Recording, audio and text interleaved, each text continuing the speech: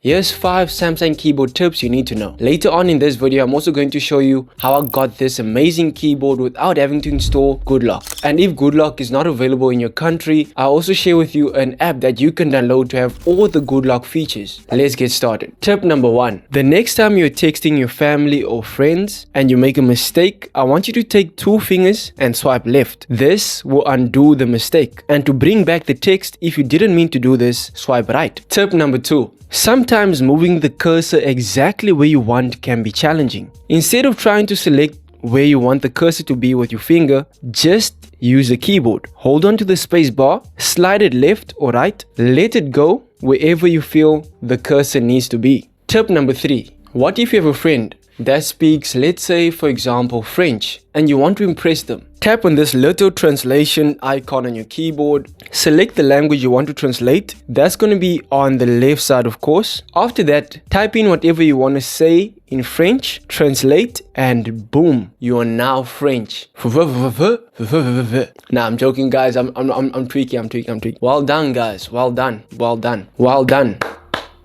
Tip number 4. On your keyboard, you'll find a little mic icon. Tap on that and say whatever. Not literally the word whatever, but you can just say, for example, hey bro, why haven't you subscribed to my YouTube channel yet? Voila! Now you can type faster than all your friends. Tip number 5. This is how I got my colorful keyboard.